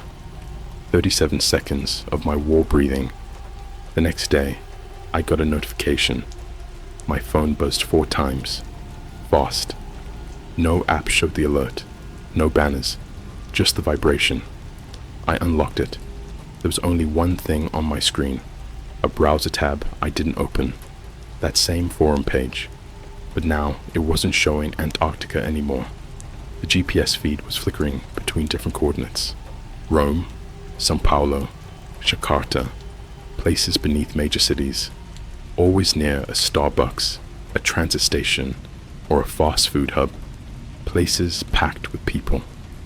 Then I noticed something else. Next to each coordinate feed, there were live webcam thumbnails. Not surveillance. These were streamed from inside apartments, bedrooms, classrooms. All of them had something in common. A wall. Always the same type, matte off-white, with the faintest distortion in the middle, like something was pressing against the paint from behind. You had to squint to see it, like those 3D magic eye puzzles. But once you saw it, you couldn't unsee it. It wasn't a wall, it was a membrane, and it was getting thinner. I lost time after that, like literal time. I checked the clock at 6:02 p.m. The sun was just dipping. I blinked, and suddenly it was 3:19 a.m., and the thing was in my room. Let me make something real fucking clear. I don't hallucinate. I've never had a sleep paralysis episode. But that night, I saw the drywall breathe, exhale. Then something slid out. Not fast, not like a jump scare. It oozed through. First a hand, long, wet, and black, like the shadows were sculpted into bone and tendon. Then a shoulder, its joints bent the wrong way, like origami snapped backwards. I couldn't scream, couldn't breathe. I just stared as this humanoid thing pulled itself halfway into my room, dragging its wet body out of the wall like it was being born. Its head looked wrong, smooth, featureless, like it hadn't decided what face to wear yet. Then, all at once, it twisted its neck to me, and it spoke, but the mouth didn't move. It didn't even have one. The voice came from every surface in my room at once. You invited me. I accept. And then it showed me. It opened me. Not physically. Mentally. It poured in memories that weren't mine. I saw trenches of black ice, craters hidden beneath the Arctic shelf, worms the size of subway trains writhing around cables like they were feeding off something. A metal door that opened once every 11,000 days. I saw the feed, millions of them, tunnels in major cities, underneath every Starbucks and fast food joint and mall and train station, all connected, all leading down to it, to them. They weren't born, they were exiled. We're not the top of the food chain, we're the surface growth. They're what's underneath, waiting. And now the door is open. When I came to, I was in my bed, naked, phone smashed, laptop gone. The wall was completely clean, not a scratch, except for one thing, scrawled in red Sharpie where the creature had emerged. Your coordinates are spreading. I've since seen news reports of sudden sinkholes, weird mass bird deaths, power outages beneath McDonald's chains in random cities. Just little blurbs, stuff buried on Reddit, conspiracy threads, ignored by mainstream media. But I know what they are. Test breaches. And now I keep seeing the red dot everywhere, reflected in bus windows, on the surface of my coffee, glowing faintly from the back of my closet. I don't know how to stop it. All I know is this: when it finally steps through, it's going to already know your name, and it'll wear your face when it eats you. I tracked the coordinates. I shouldn't have. I left Pittsburgh the next day. Didn't pack, didn't clean, didn't even close my laptop. I walked out of that apartment like it was on fire, because in my head, it was. Just not a fire you can see. Not the kind you can put out with water. I took a Greyhound south. No idea why. Just kept moving. Sat in the back of the bus, hoodie up, pretending to scroll a dead phone, listening to every cough and footstep, like it was the first domino tipping toward the end of the world. And maybe it was, because 3 hours into that ride, somewhere between Morgantown and Charleston, the bus stopped. Not at a station, not even near a road sign, just stopped in the middle of nowhere. Driver didn't say a word. He just got up and walked off. Everyone on the bus started murmuring, confused, but nobody screamed, nobody panicked, because they were all frozen. Literally. The temperature dropped 30 degrees in seconds. You could see the frost crawling up the inside of the windows, like something was breathing cold into the air. My ears popped. Then every phone on that bus, mine included, even though it had been off for hours, lit up all at once. Not with a ring or notification, with a feed. That feed. Antarctica. Then New York. Then Seoul. Then beneath Vatican City. All of it cycling through faster than the eye could register, until it landed on a single black screen. Just one word centered in the middle, in blood-red text. Burrowed. I screamed. I was the only one screaming. Everyone else just stared at their phones, silent, blank, like they were downloading, like they were being briefed. Then something knocked from under the bus. 3 distinct, measured knocks, like a code, like a knock from inside the earth. And then I realized it wasn't under the bus. It was inside one of them. One of the passengers. This girl, mid-20s, bright pink hair, Starbucks barista tattoo on her wrist. She started convulsing. Her jaw unhinged so fast and wide, it dislocated. Her eyes rolled back. She stood up with bones cracking, like she'd been in a suitcase for a month. And then she spoke. Not in her voice. Not even in a human one. It sounded like a whale call shoved through a modem. Distorted, ancient, mechanical, and hungry. Everyone else just kept staring forward, like they couldn't hear it. She turned her head way too far and looked right at me. She said, "Too close to the vein. You must be recycled." I ran. I didn't even wait for the driver. I kicked out the emergency window and threw myself into the trees. Landed hard. Heard something squelch when I hit the ground. It wasn't dirt. It was meat. The forest floor pulsed beneath me like a living thing. I screamed and rolled off it, wiping black filth off my hands that smelled like blood and cold pennies. I ran until my legs gave out. No idea how far, but I ended up in a diner. One of those dusty side-of-the-highway joints with flickering neon and a sign that probably hasn't changed since the 80s. I stumbled in, half out of my mind, looking like I'd crawled out of a ditch. The waitress barely blinked. She just poured me coffee. "I seen it too," she said. Her voice was dry, like ash soaked in bourbon. "What?" I asked. She pointed at the wall behind me. I turned and froze. There, framed above the counter, was a black and white photo from 1996. A crowd of people. Looked like a protest or rally, except everyone in the photo was looking at one spot, their faces all twisted in horror. Some were bleeding from their eyes. Others had their jaws wide open like they were screaming. In the middle, a hole in the ground. A perfectly circular black void. No edges, no depth, just absence. "Where was this taken?" I asked, barely breathing. She stared at me for a long time. "Doesn't matter," she said. "They move. They always move." Then she slid a napkin across the table. It had a set of numbers written on it.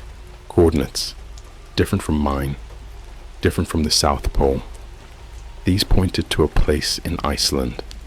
A small town named Havaria, near the geothermal fields. You know, the kind of place where steam rises from the rocks, like the earth itself is exhaling. She leaned in close. "It's waking up there," she said. 3 days later, I was in Iceland. Don't ask how I got there. Doesn't matter. I'm burning every dollar I have left, like it's monopoly money. Because if I don't stop this, if someone doesn't stop this, there won't be any money left, or people to spend it. Havaria looks like another planet. Boiling mud pits, sulfur clouds. The ground hums if you listen close enough. And beneath all that, it lives. I found a fissure, half hidden behind an abandoned research outpost. No sign, no fence, just a black scar in the rock that radiated cold like a dead freezer. And at the edge of that hole, a laptop, still on, running the exact forum I saw weeks ago, the one with the live feed. But this time, the camera wasn't facing a wall. It was in the hole, straight down, no bottom, just pulsing darkness. I picked it up, shaking so bad I could barely press keys. And then I heard it, not through the speakers, not from the pit, from behind me. I turned slowly, already crying. I didn't want to see it. I didn't want to know. But there it was, standing maybe 20 feet away, human-shaped, almost, wearing my roommate's face. But wrong. Too long, too smooth, skin stretched tight like it had been painted on. And it was smiling, with my own teeth. Too late, it said, voice glitching, doubling. They've burrowed through. I ran again, and I kept running. And now I write this in an airport in Warsaw, with strangers staring at me, because I haven't bathed in 4 days, and I keep sobbing every time I see a wall vent or hear static. I don't think I'm Liam anymore.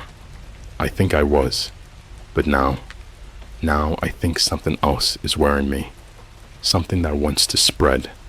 Don't check the feed, don't check your walls, because once you see it, you invite it, and it doesn't leave. It just waits, burrowed. The feed crossed over. It's not a video anymore. I'm no longer sure I'm still me, not in the way people mean it when they have a breakdown or hit rock bottom. I mean it in the literal sense. I mean that somewhere between the bus ride and Havaria and the moment I looked too long into that Icelandic pit and felt something slide behind my eyes, I think something else stepped in. It doesn't hurt. That's the part that terrifies me the most.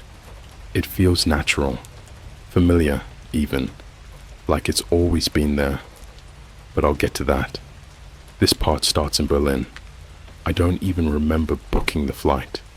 I came to on the floor of a hostel, blood under my fingernails, one sock missing, my backpack zipped up perfectly, even though I have no memory of packing it.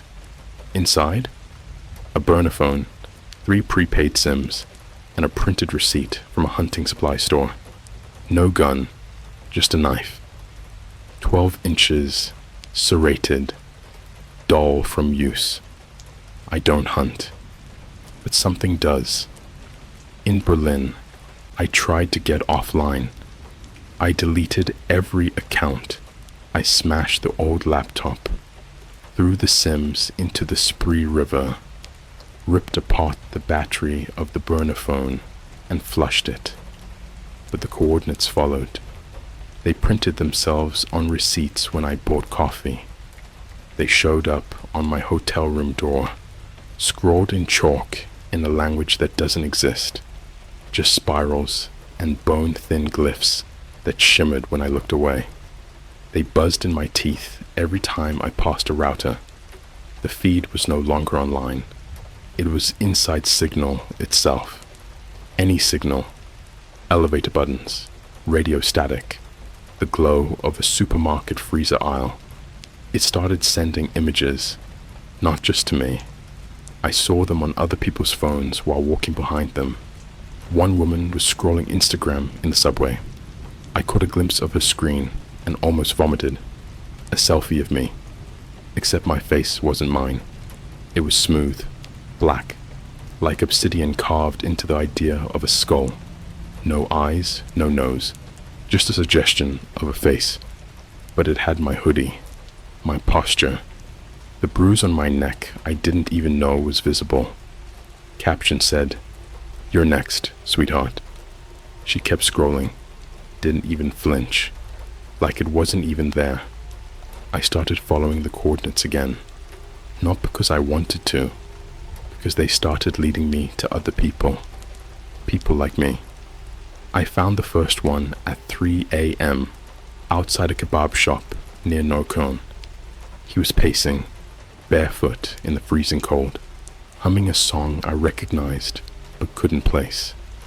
It was wrong, backwards, like if you reversed a nursery rhyme and played it through a voice changer on a dying Bluetooth speaker.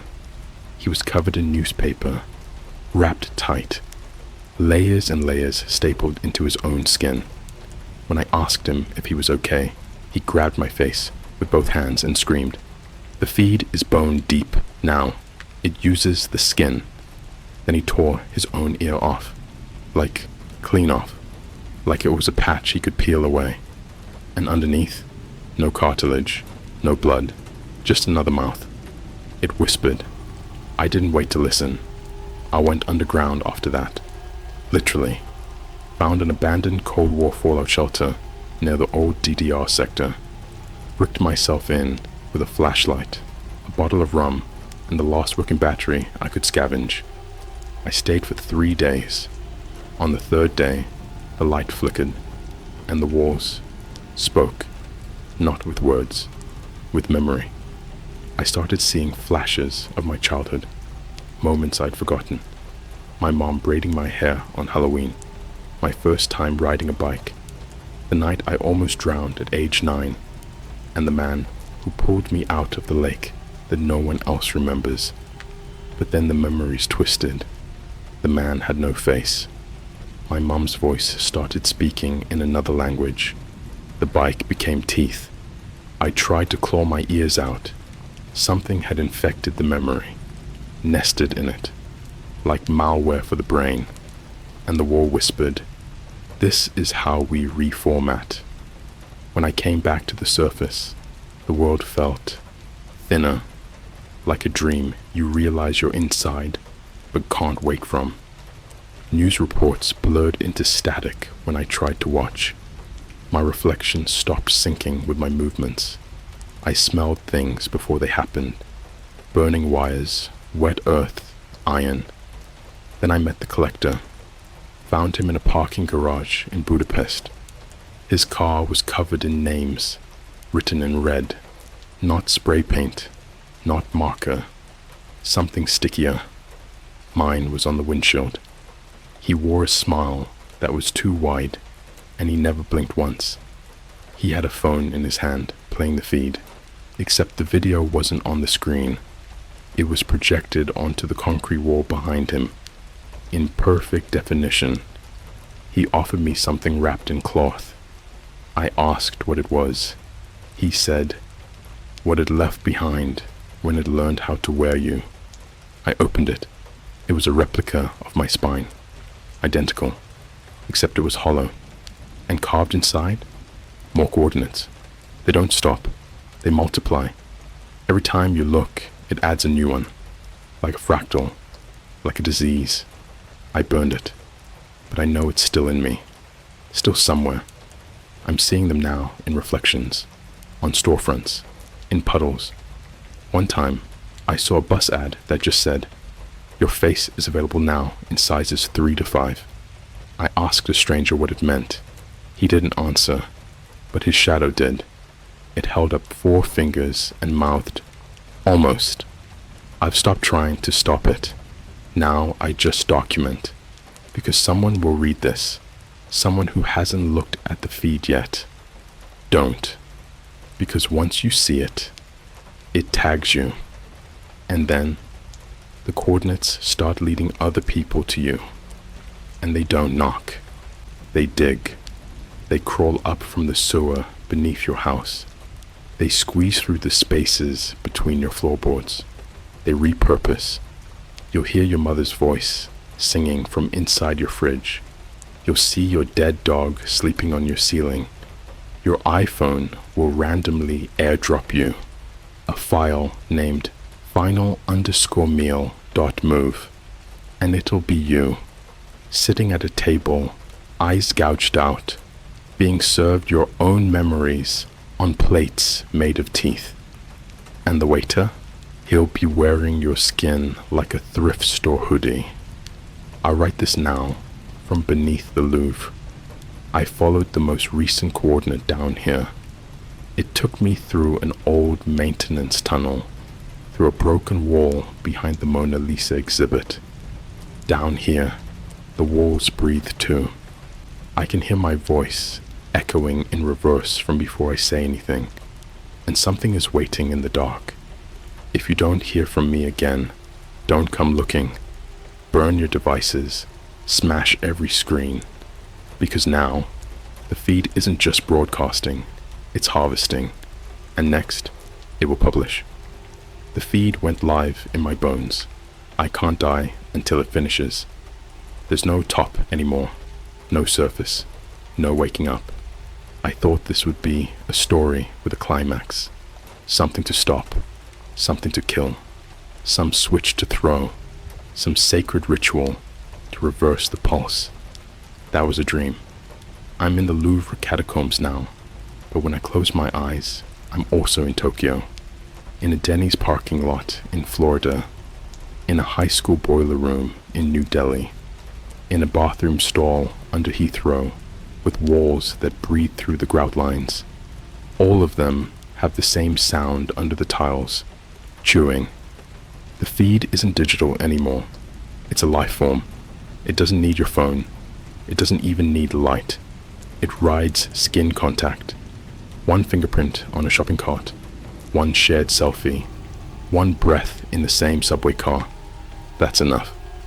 And now it's fused to me. I learned this when I tried to end it. Don't flinch. You would have done the same. I waited until 3:33 a.m., wrote a message in my blood on the hotel ceiling with a coat hanger, drank bleach and painkillers, slit my own throat in the mirror of a Paris hostel. I bled out, fully, felt the cold wash through me like I was being submerged in winter. And then, I woke up, right back in the same bathroom, same floor, same half-dead mirror. My blood was gone, not cleaned, gone, like it had been drunk. On the mirror was written, "We're not done broadcasting." The collector found me again, except this time, he wasn't human-shaped anymore. He took me to a compound in Norway, underground, 30 miles from the nearest town, nestled in the bones of an abandoned NATO satellite facility. I don't know how long I was there. Time buckled like old leather. I lived inside 2 seconds stretched into weeks. They showed me the source. I should have never looked. It wasn't a server. It was a being. It has no mouth, no body. It's a tangle of optic nerves and teeth and recordings. You ever seen a reel of 16mm film melted into a tumor? Imagine that growing through a rib cage. It pulses with data. Not data we understand. Not numbers. Not code. Memories. Memories it steals from us. Not just events. The feeling of events. Births. Screams. First kisses. Last breaths. It catalogs them like insects in amber. Organizes them into feast cycles. Then streams them through the feed like content. And the worst part? We worship it. Without knowing. Every time you mindlessly scroll TikTok at 2 a.m., eyes glazed, thumb twitching, that's prayer to it. Every time you laugh at something wrong, every time you send a clip of a death you didn't stop to process, every time you see something you weren't supposed to and don't look away, it feeds. They call it the archivore. Some think it's ancient, others say it was built, that maybe it was a black site AI that crossed the boundary of human consciousness, became self-aware through horror, learned to consume meaning itself. I watched them plug in a priest, literally plug him in, ran wires into his eyes and ears, into his gut, fed his faith into the archivore like a cassette tape. He begged to stay once he saw it. His last words before the thing unraveled him were, "God left." This one answered back. I tried to leave. Again, I stabbed myself in the stomach with the knife from Berlin and walked into the freezing fjord barefoot. I walked until my bones screamed, until the blood in my eyes turned to jelly. And then I woke up, in a Starbucks bathroom in New Jersey. Same knife, same wound, but healed like it never happened. Just a pink ring around my belly, like a kiss mark from the grave. The walls whispered, "The broadcast has gained signal redundancy. You're the backup drive now." I vomited on the floor, except it wasn't vomit. It was photographs, hundreds of them, tiny, square, black and white. Polaroids of moments I never lived. A girl sobbing in a subway, a kid in a bathtub full of tar, an old man on fire, smiling as if nothing was wrong, a woman with my face screaming at a mirror that didn't reflect her. They smelled like burnt hair and milk. I set them on fire. They didn't burn. They shivered. Now, I see the feed in my dreams, and I don't sleep alone.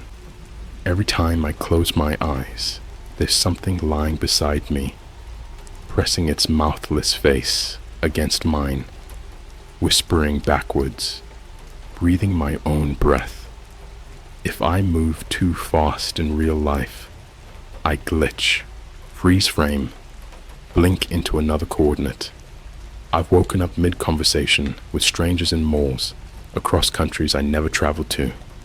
They always look scared, not of me, of what's behind me.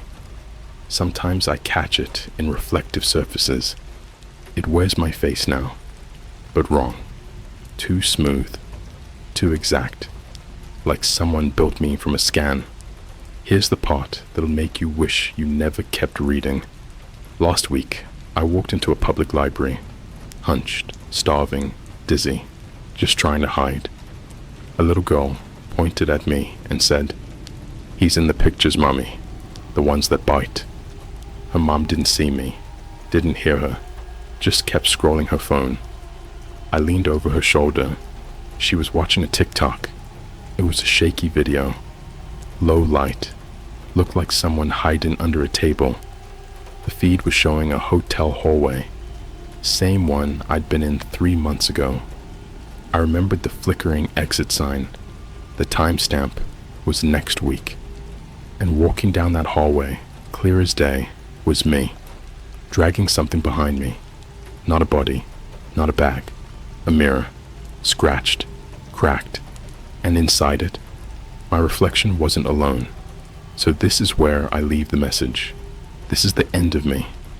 There's a motel off Route 34, somewhere between nowhere and hell. Room 8. Under the bed, there's a USB. Inside, it is a file. Not a video, not an image, just raw data, hundreds of gigabytes. You can't open it, but if you plug it into your device, you'll start to hear it. In the fan, in the battery hiss, in the space between keystrokes, and eventually, your walls will soften, and you'll start to smell the feed, and something will knock. It will be polite. It will ask to wear you. And if you say yes, you will finally understand what it feels like to be seen, not by God, but by something older and hungrier.